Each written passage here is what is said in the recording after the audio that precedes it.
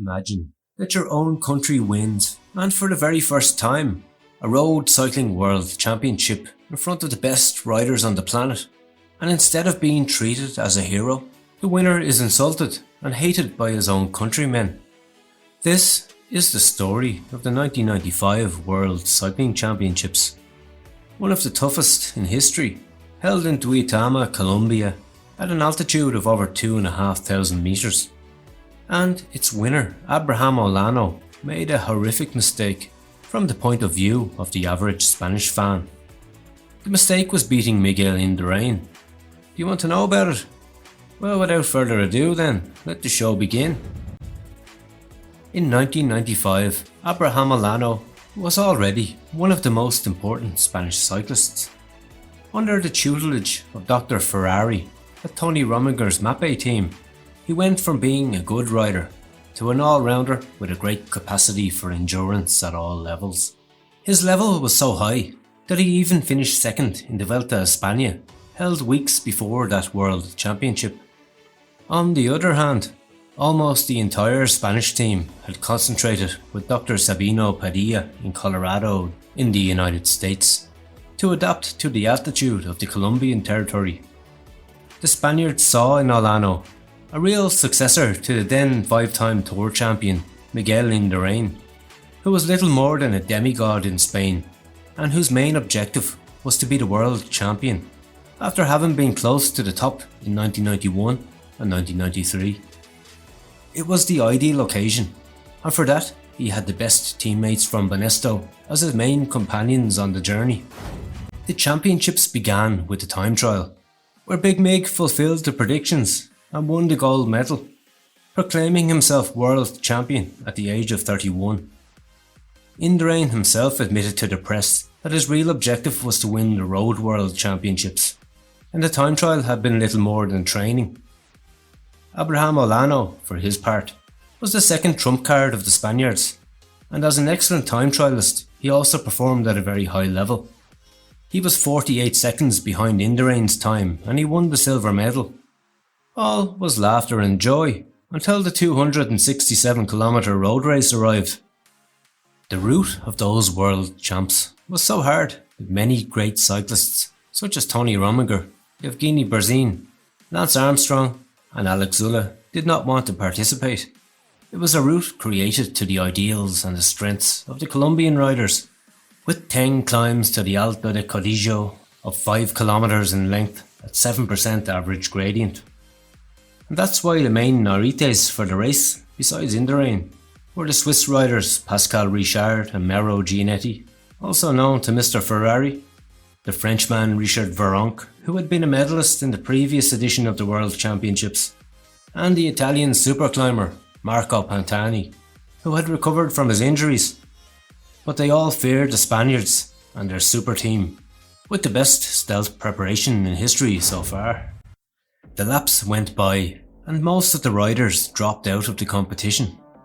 The weather was getting worse and worse, and as the kilometres continued to tick by, the rainfall increased, and let's be honest, the roads of that Colombian town in 1995 were not in the best possible condition. We reached the last 3 laps, and there were only 15 riders in the main group of the bosses.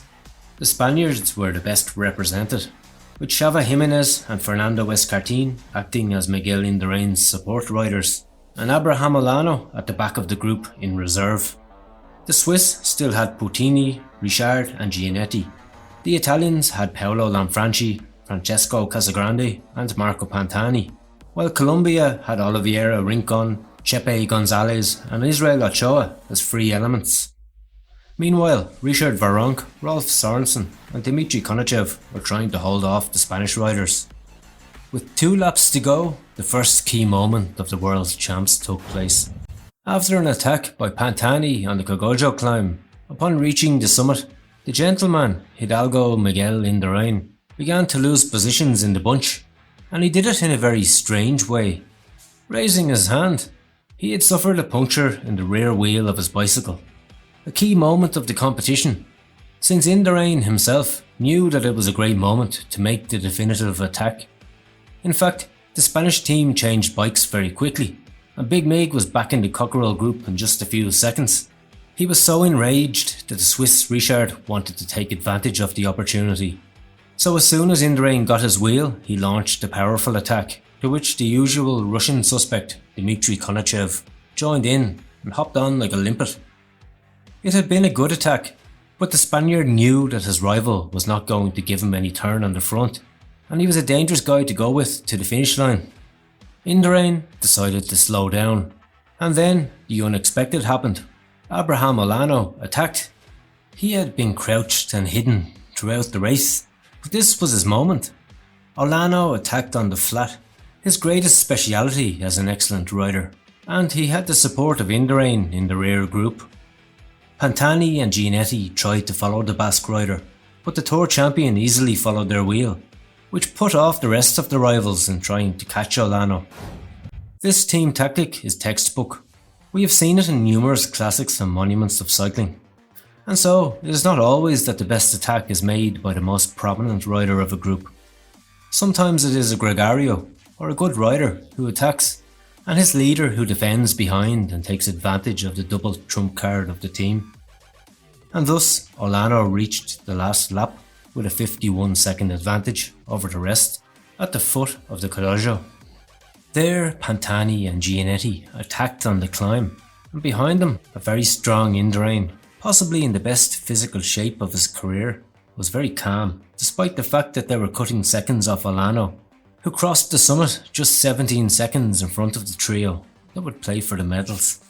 But, as it usually happens in these races, neither the Swiss nor the Italian wanted to work on the flat that remained to the finish, because they knew that Indurain was not going to give a single relay, and he could easily beat them in the final sprint.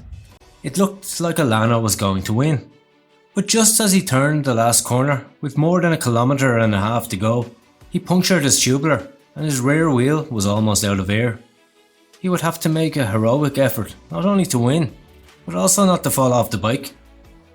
Spain never had a rider win a World Cycling Championships, but for the first time it was going to happen, but not with the one most expected to win. The team had done a spectacular job, and Olano had held his bike upright, despite the puncture, entering the finish line as world champion, without even raising his arms so as not to fall. Seconds later, Indurain came home in second place, and he celebrated with his fist in the air as we had never seen him do before. It had been a perfect tactic, and the two Spaniards became world champions. However, the Banesto machinery with Eusebio Unzue and Echevarri as protagonists immediately took it upon themselves to criticise Indurain for having been so generous in his efforts. They had wanted Spain's number one cyclist to be the champion, and not a young man who belonged to the Italian Mappe team. Most of the fans saw it at the time as a betrayal, and they would never forgive Olano, who never returned to the same level that he had in those Mappe campaigns. Insults and hateful words were heaped upon a cyclist who years later became world champion against the clock and even won a Vuelta a España. But for many cycling ignoramuses, he would always be the son of a bitch who took a world championship away from Indurain.